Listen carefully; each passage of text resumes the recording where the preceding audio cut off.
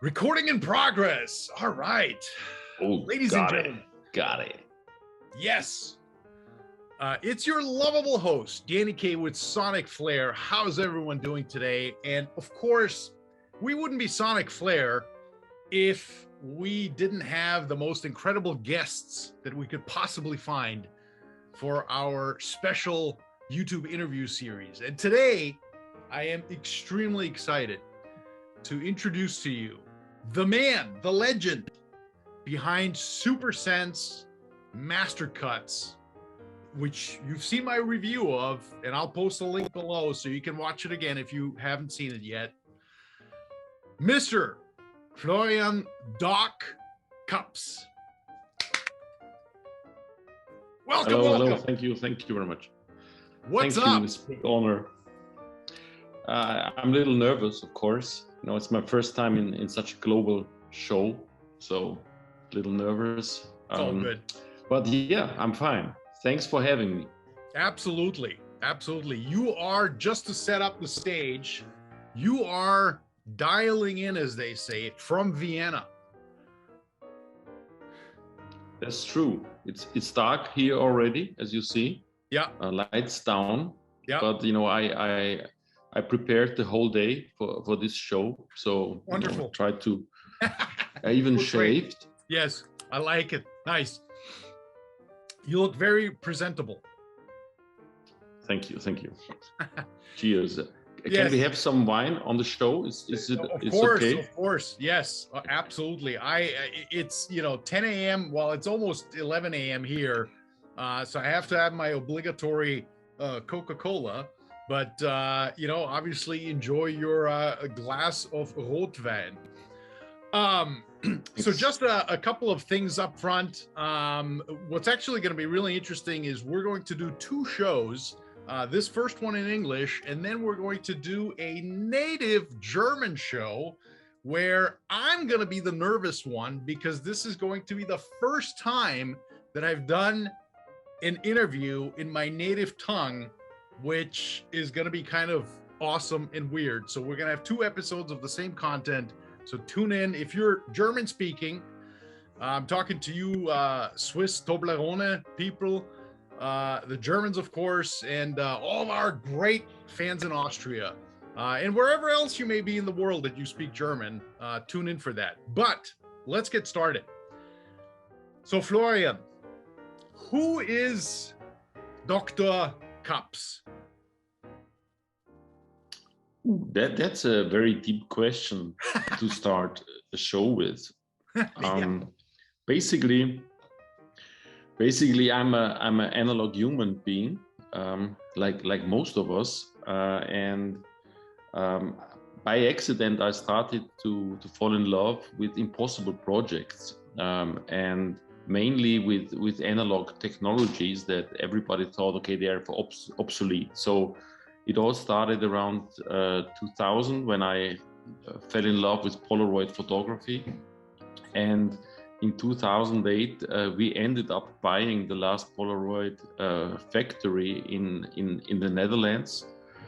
Wow. We were young back then and really wild, but it was a crazy project, and somehow we succeeded. So we really could save this last Polaroid factory, and this factory today produces many million packs of Polaroid film. So that's a pretty astonishing thing. And I left this project in 2012, and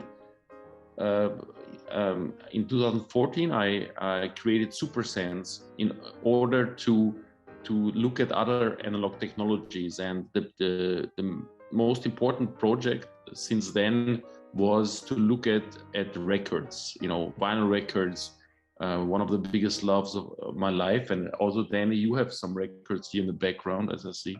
A handful. So, a handful, but nothing special, I guess. So I started from scratch because everybody loves this, and there was something going on with the records, but I myself, I had no idea of how a record is produced. So I started from scratch, and I said, I have to understand it and dive into that topic in order to think about, is there a new way, is there a modern version of such a record that we have to rethink the analog technologies in this digital world in order to create a future for them. So that's how it all started with the records and SuperSense. Fascinating. I think what really is fascinating to me is that, number one, just when you think that, and I've been in high-end audio and into music since I was about 11 or 12. And, obviously I've, let's say really the last 20 years, when I started writing for Positive Feedback and a couple of other magazines, is when I really got into high-end audio. And, just when you think that, this is how you can make records, someone comes along and completely blows it up and comes up with something genuinely ridiculous and ridiculously new. Well, not new, but ridiculously crazy to do, I guess, is the best way to say it.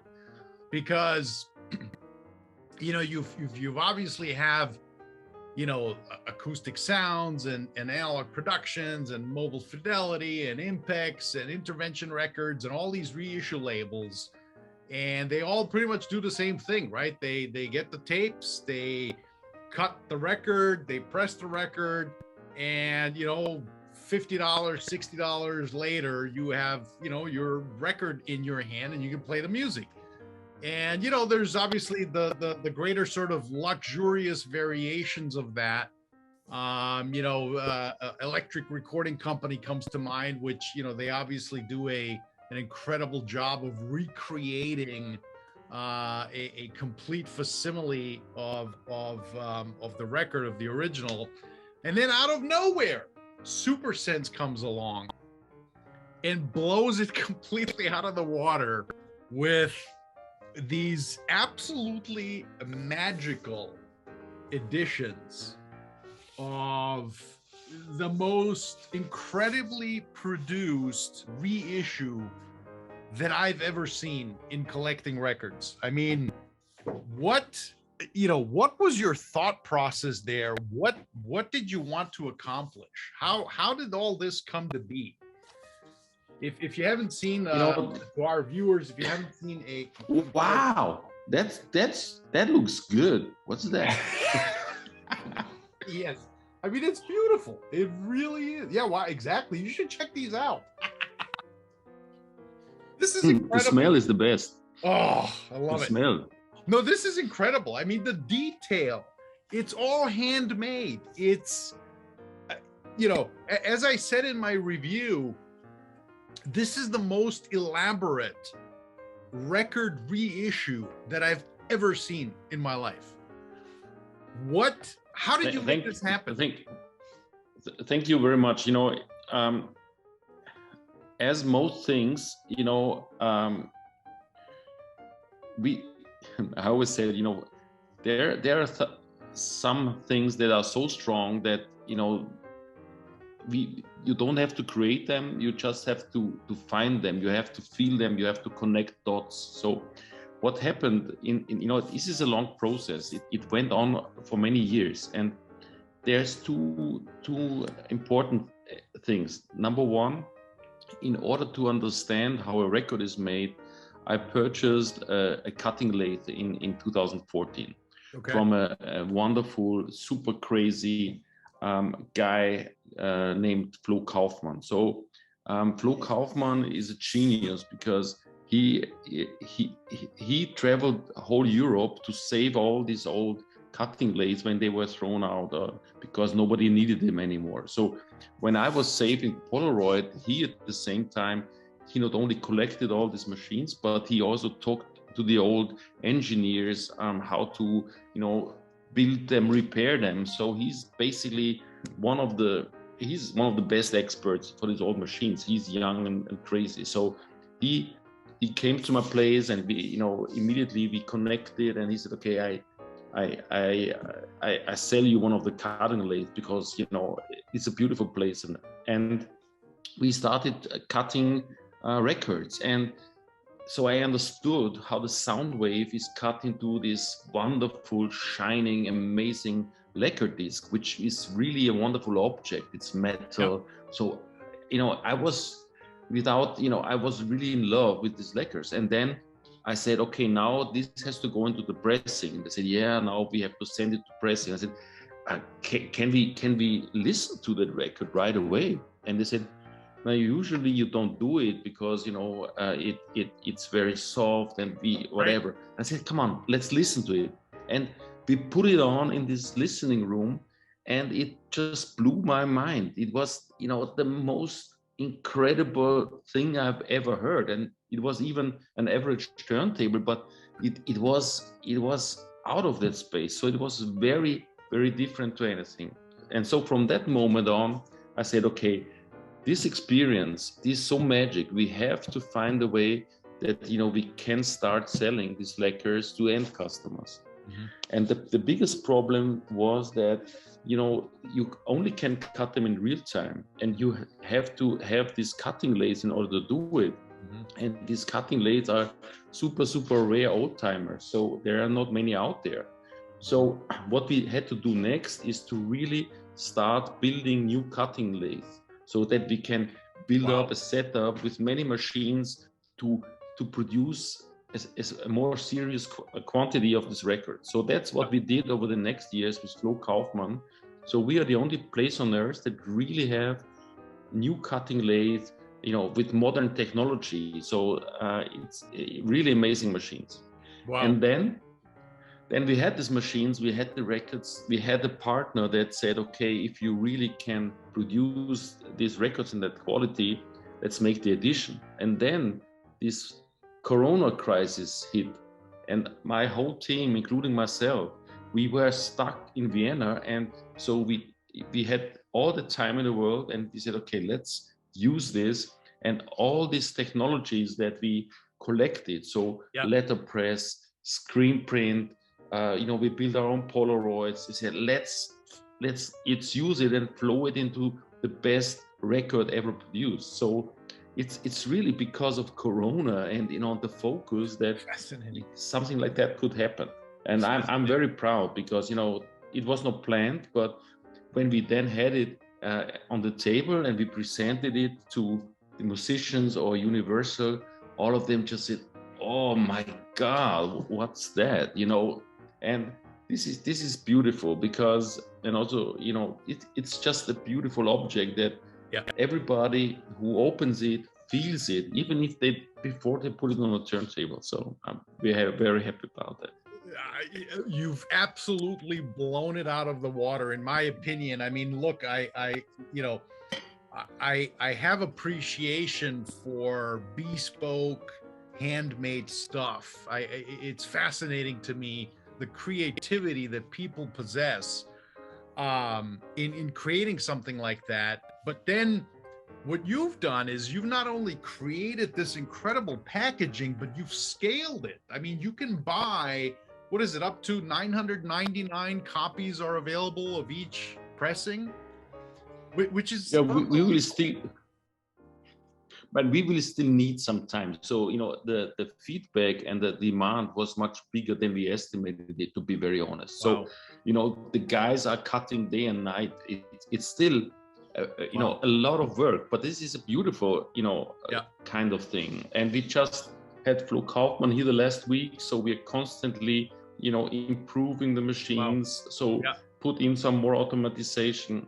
But it's wonderful. And I think, we are the first who really care about every single detail of these special editions, because even the paper, and the print quality, everything, we really try to put all our love and passion into that, and to talk with local people. The same with food and everything, and this creates another dimension, and this is so important in the digital world.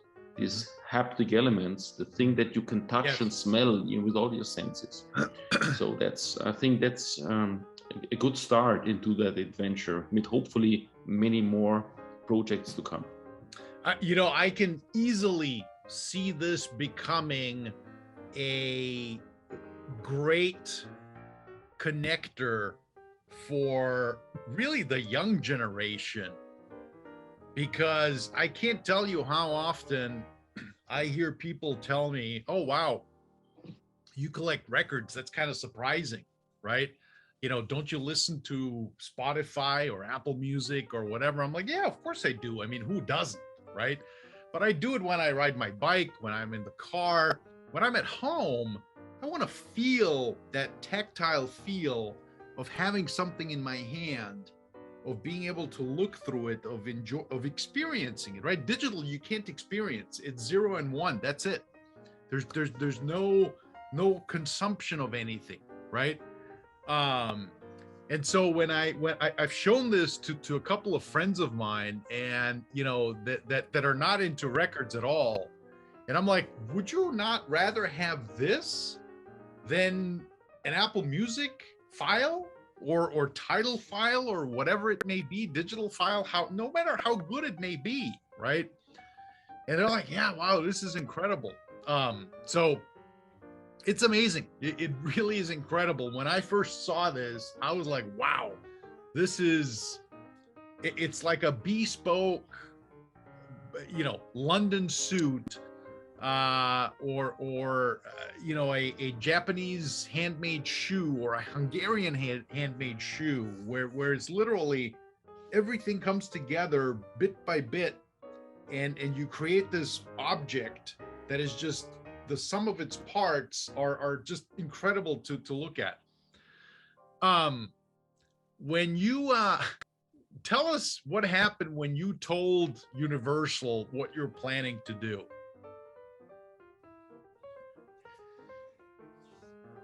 No, it was a very interesting journey. You know, Universal is a very big company, so you have to dance on many levels and, you know, talk to many people.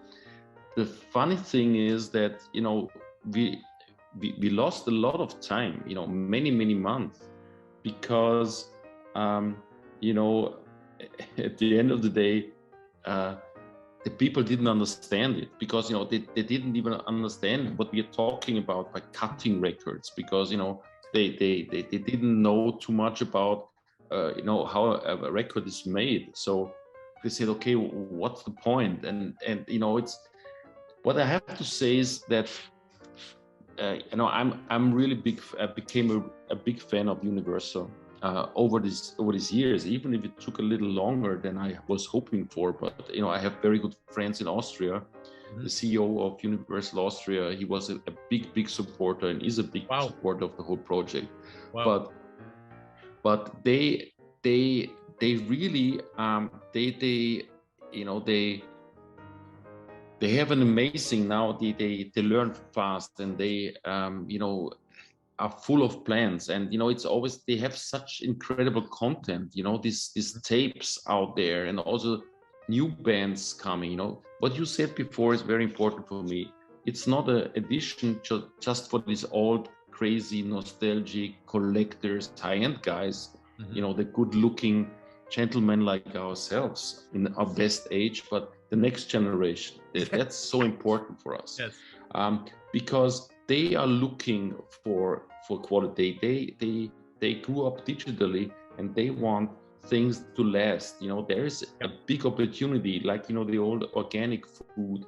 They are so responsible, and they want to be as close as possible to their artists. And, you know, there's many more in our pipeline to totally rethink the production of vinyl record, because, you know, nobody thought about the whole process since the 50s or 60s. All the pressing plant they are building now are still using super old technology. There was no innovation in there. So I think this whole project, and also the cooperation with Universal and, you know, many other artists, this is just the beginning of to see a complete new dimension, a new approach of this amazing medium, which is important to not treat it like a dinosaur, but, you know, to think of ways to build a new future and connect it with digital.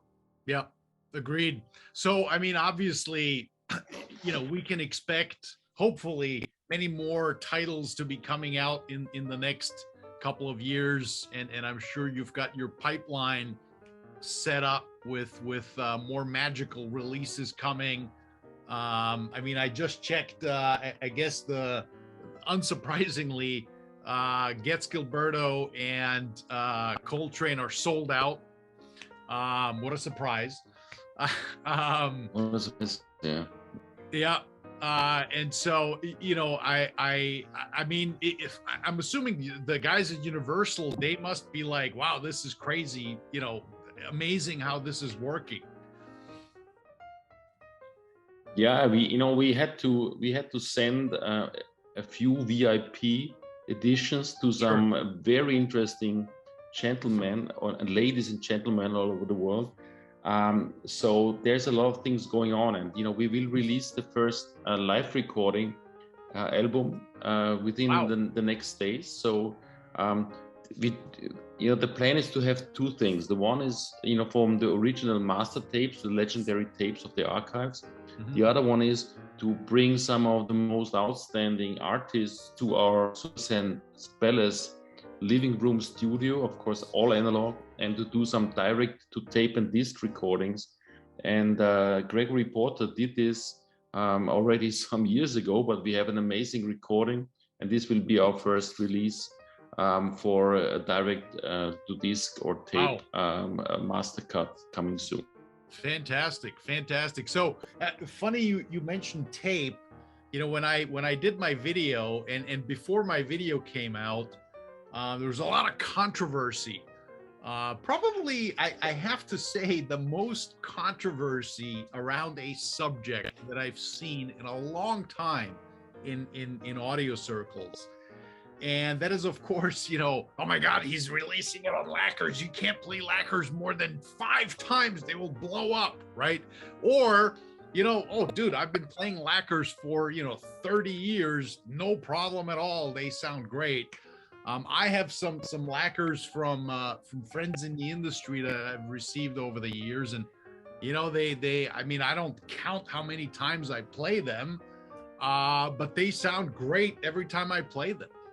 And so that was the first controversy. And then the second, not so much the controversy, but the question of, well, why don't you just release it on tape?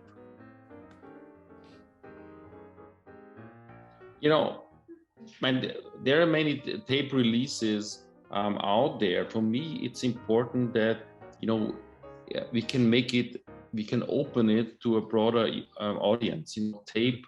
And I try to fall in love with real tape machines. I love them; they look great. But you have to do a lot of measuring and adjusting and stuff. And I even have problems, with all this tape stuff. I don't know. For me, this lacquer discs are. Oh, you see, my digital ears are falling out.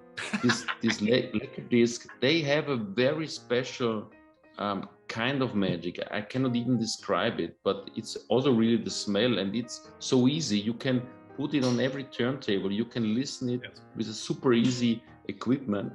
So it's a much younger approach somehow. So I think it's something additional to this reel-to-reel tapes, which is also nice, but it narrows the whole audience. Much more than a record. And somehow, I don't know why, but there is so much emotions connected to these round discs. There's, I don't know, I love it. Yeah, I agree. I mean, when I was looking at the comments on my video, every time somebody said, oh, they should just have done the tape, I'm like, look, tape is great. Tape is fantastic. The problem is, where do you play it? There aren't, far fewer people have tape machines than have record players. And so, why would you want to limit the market size to people that just, that need to have a tape machine that's, like you said, calibrated, set up, this, that, and the other, when so many more people have record players all over the world? And you just open it up, you put it on, and you immediately hear the difference. I mean, when I was doing the shootout, you can immediately hear the difference of how much closer to the master these cuts are, these lacquers are, than the records that are available. So it's so funny because go ahead. It's funny because, you know, some of these high-end turntables and sound equipment guys called me or wrote me and said, hey, thank you, guy, because, you know, for the first time my clients really can dive into the you know, potential of their equipment. Yeah, it's outstanding. You know, they do like this. And, you know, the good thing is the big labels do a lot of advertising for what we are doing, because, you know, on an average, the quality of pressed records, you know, that you can get out there, it's not good. Yes. So they you know, so Universal was very carefully or very scared about the quality, and I just said, okay, let's, you know, listen to it with your own ears. And there is, you know, it's like, this is, wow, what's that, you know, this. And this is the beautiful thing. You don't have to even marketing it. You don't have to explain it. You know, you just say, trust your senses, you know, feel it. You know, this is, you cannot even describe it, you know, just feel it. And it really, you know, creates, you know, goosebumps and it, you know, and that's the beauty of it. You know, I think that the perfect example for that was the Martha Argerich. When I played the original, you hear that inherent rumble that's encoded on that comes into record, right? I mean, that grunge noise, that you know, the warble and stuff, right? You hear it constantly, and obviously particularly with piano music, just because of the silence in between and all that. And when the big test for me was when I put the Mastercut of the Argerich, and I dropped the needle and nothing, silence, you know, just hiss from the tape, right? Which is unbelievable. That was also my learning, you know, that all of these sound guys like you know, they spend hours just listening to the silent groove. What's going on with you guys? The silent groove. What? What? I know, we're crazy, we're nuts. Yeah, we should make an edition of just silent grooves. Silence, that's right. Perfect. Sound of silence. The sound of silence. I love it. Special edition. That's great. I have to write it down. That's gonna be the Danny special edition. That's right. Sound of silence. Sound of silence. Double album silent grooves. 45 RPM. Ooh. Yes, of course.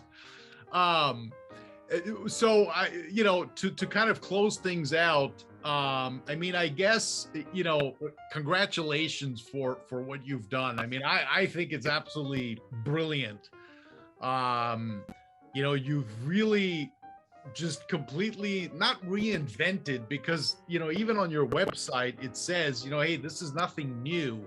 It's just, we found a way to scale it.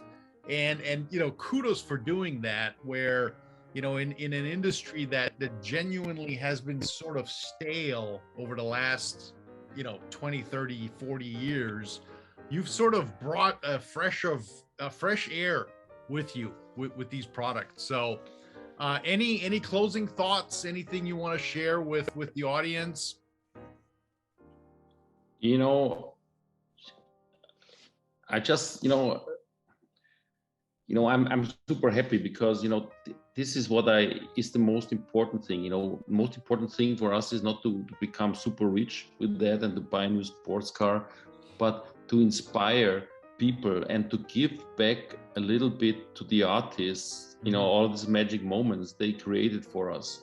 Because, you know, the big problem of digital is that music loses the value. You know, you basically can stream and download everything for basically free. And I think this is very unrespectful to the artists that put so much effort in that, and also the sound engineers that, you know, did so incredible work in creating this magic moment. So we really want to preserve these magic sound moments, you know, like a butterfly without destroying anything, and bring it onto the turntables. And there's, you know, I'm super happy that, you know, this first step was so successful, and you know, very happy for many more. So whenever somebody has an idea or knows about an incredible tape or band, you know, just let us know. We Very good. we would be very happy to do some great stuff, not just silent grooves. Very good. Awesome. Well, Doc, thank you so much for your time. Thank you for joining us here, and cheers to you. Thanks, Danny. And we'll catch you on the flip side. Thanks, Danny.